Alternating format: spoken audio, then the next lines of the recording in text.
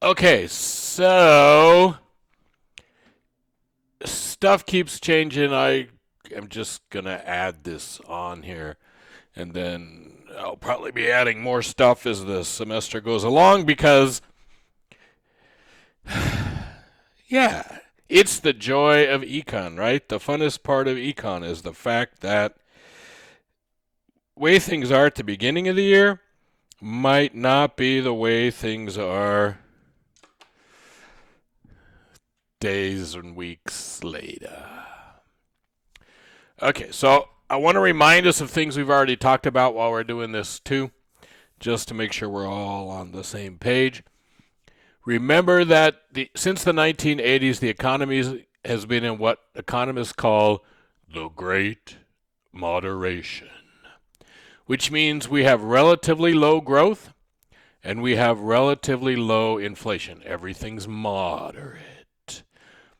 So you can go back and look before 1985 and you can see that at times we're growing above 15% a year, that every president has at least a time when they're growing 10% a year, right? And this is real GDP. So this is above inflation, but not taking inflation into account, except subtracting inflation out. This is much stronger growth, right? The Kennedy years, the Johnson years, just boomy there. Even the Carter years are boomy. But since the, kind of Reagan second term, we're lucky to be 5%. Obama hit 5 once. Trump never hit 5. Um, yeah. Okay. So we have slow growth, 2, 3, 4% a year is normal. But we also have, 1% inflation, no inflation. So prices aren't going up very fast, but the economy is not growing very fast. And we call that the Great Moderation. To this day, we have argued about why that is. And again, that's one of the great joys of being an economist is we don't agree on stuff. And we definitely don't agree on the good and bad of the Great Moderation. So again, job growth by president, just the last three. Uh, Bush had a couple good years, but mostly, right? There's only been two presidents who have left office in the last 150 years who had fewer jobs when they left office than when they started, and that's Herbert Hoover and Donald Trump. George W. Bush missed it by a couple months. You see this big blue bar there, which is Obama's first bar? If that's Trump's bar, or sorry, if that's George W. Bush's bar, then he would have had fewer jobs when he left the Oval Office than when he came in. But he didn't because he missed it by a couple months. Anyway, so Obama sets the record for the most consecutive months where jobs are growing, but it's not hugely strong growth, right? He had 6 years, 72 straight months where there wasn't a single month where we lost jobs. 6 years, okay? That's the record, but at the same time, it wasn't record job growth, right? In his last 3 years in office, the economy creates 8.1 million jobs. Ronald Reagan did much better than that. Bill Clinton did way better than that. So before the Great Moderation, even during the Great Moderation, this isn't very good job growth. And then Donald Trump, in his first 3 years before the pandemic hit, there was only 6.6 million jobs created. So the economy was slowing down during Trump's first 3 years. It wasn't doing as well as it had at the end of the Obama administration. The other thing about these jobs is mostly these jobs sucked. We weren't creating, $40 an hour jobs here. We're creating a lot of high-tech technical jobs that require education and training and skills. There's a lot of good jobs for nurses and doctors, but there's also a ton of Burger King, Uber driver, clean out the bedpans at the hospital kind of jobs that are not career jobs, right? Most of the job creation here aren't jobs that people build careers off of. Okay, this is manufacturing employment, and again, we've talked about this stuff, and we'll keep talking about a lot of this stuff. In the manufacturing employment from the 1970 actually until 2000, in those 30 years, we lost 1 million jobs in 30 years. Right? Yeah. Between 2001 and 2009, we lost actually close to 6.5 million jobs. 1.5 million due to the recession, and the rest just gone for other reasons.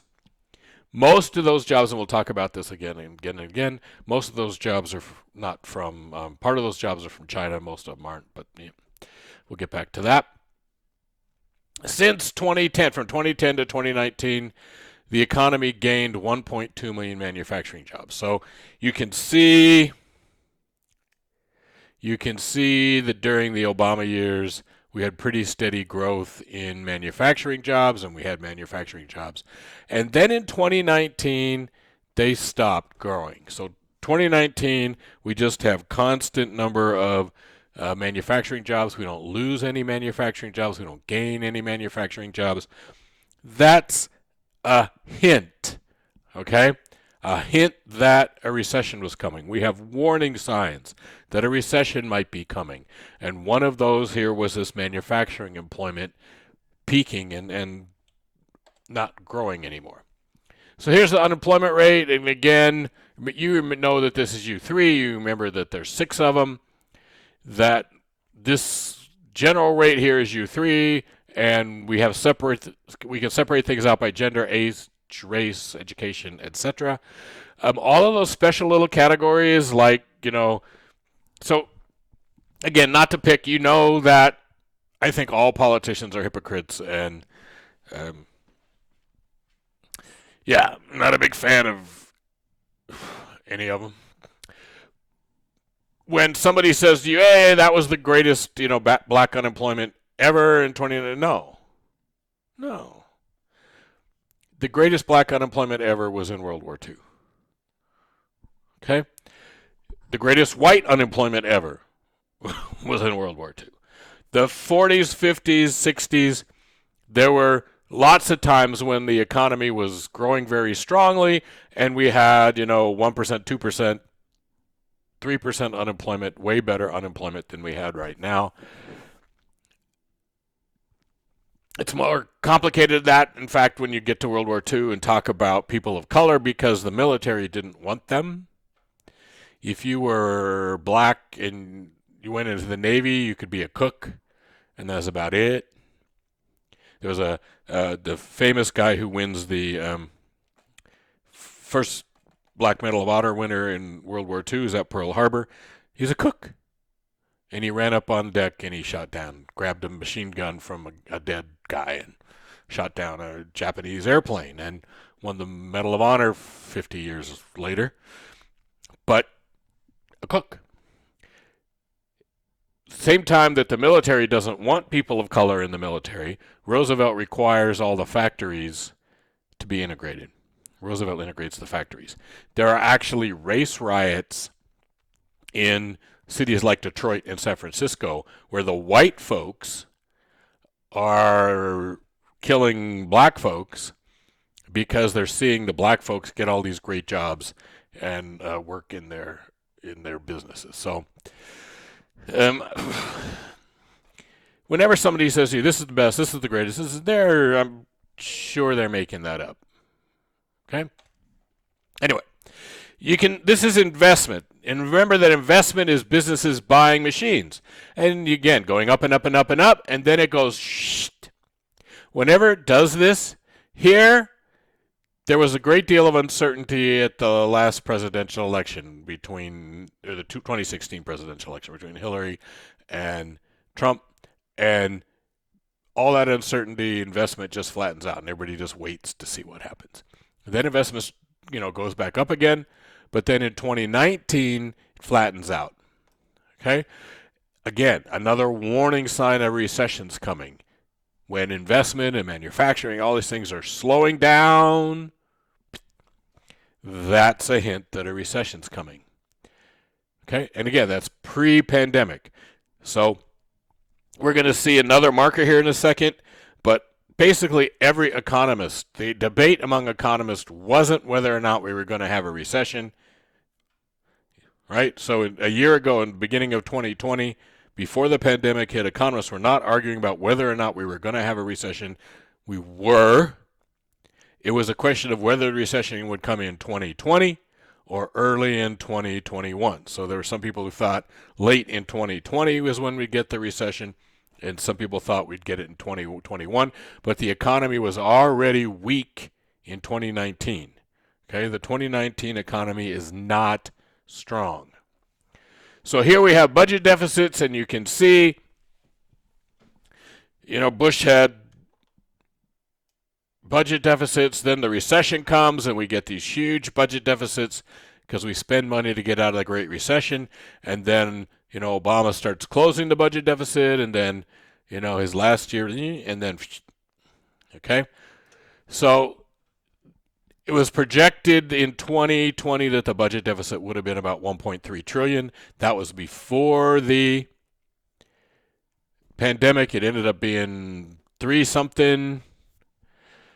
And, we're going to be looking at $3 trillion deficit again in 2021. And we should have a multiple $1-trillion deficit again in 2022. The side note to here is that in 2019, we also had a record level of corporate debt relative to GDP. Businesses were more in debt, and don't tell my colleagues this in finance and like that, but we kind of teach businesses nowadays that debt is okay, and I think debt is bad. Every time we get lots and lots and lots of corporate debt, it means bad things for the economy, and we had record levels of corporate debt in 2019. Okay, remember real versus nominal. A lot of times in the economy we talk about real versus financial. So like the stock market versus making stuff, financial stuff versus making stuff and selling stuff. This is the Dow Jones, which is actually only 30 stocks, but it shows you something. You look at Bush, Obama, and Trump. Those are the high three lines. Their first term in office, all three of those guys are about the same. And in fact, George W. Bush is way different, right? George W. Bush just sucks. But the other three are all about the same. And if I added the other presidents, you can see you can add a bunch of presidents to this graph. Except for Herbert Hoover and George W. Bush, they're all about the same in their first terms. Their first terms are very much the same. So again, I keep asking you all, does it matter who the president is? And the answer, certainly for their first term in office, seems to be it doesn't matter that much. The financial economy, the stock market, and those kind of things have become much more separated over time from the real economy, and they seem to be getting more and more and more separated over time, which I also think is a bad thing. So in the Dow Jones world, Bill Clinton's the star of all time. We can also look at something called the S&P 500, the Standard & Poor's 500, and it's Obama that's the best all time in the stock market. But again, for the most part, their first terms, they're all the same. And in that second term, then, one or two of them leaps out. And in this case, in the Dow Jones case, it's Bill Clinton that's different than all the other presidents. So I told you we were going to find another marker of recessions. This is what we call the yield curve. The yield curve is the difference between the 10-year bond and the 3-year bond, or 3-month bond, 3-month T-bill. So the government issues bonds, and they call them bonds and notes and bills, but different kinds of securities it issues that have different lengths. The longer the length of the bond or bill, the more risky it is. So if you loan somebody your money for 3 months, that's less risky than if you loan it to them for 10 years and they say, I'll pay you back in 10 years. Okay, if you loan somebody money for 10 years and inflation gets terrible, they're going to pay you back and it's not going to be worth it and you're going to wish you hadn't made that loan. 3 months, hard for that to happen.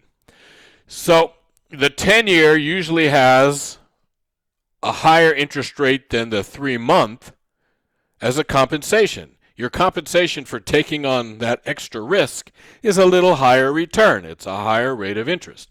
So the 10-year is always higher than the 3-month, except not always. So if we look at this graph here, right there we have what's called an inverted yield curve, where the 3-month has a higher interest rate than the 10-year. So we have one there, we have one there, we have one there, and we have it in 2019. What else do we know about this inverted yield curve? Every time we've had one in history, we've had a recession within 18 months. So in 2019, we have an inverted yield curve. History says we should have had a recession by the middle of 2021. And again, there's no pandemic going on when that yield curve is inverted. The virus hasn't hit China yet when that yield curve inverts. The economy had weakened substantially, had big holes in it in 2019, and the question was, we were going to have that recession in 2020 or in 2021. Other things, again, we've mentioned this stuff, and I'm mentioning it again. Recessions are supposed to look like the letter V, right? Historically, before the 2000s, recessions looked like the letter V. We came down fast and we went back up fast. In the 2000s, our recessions look more like L's, where they go down and then they track up very slowly. Very slowly. Okay? So it took, 5-6 years to recover from the 2001 recession. The 2009 recession,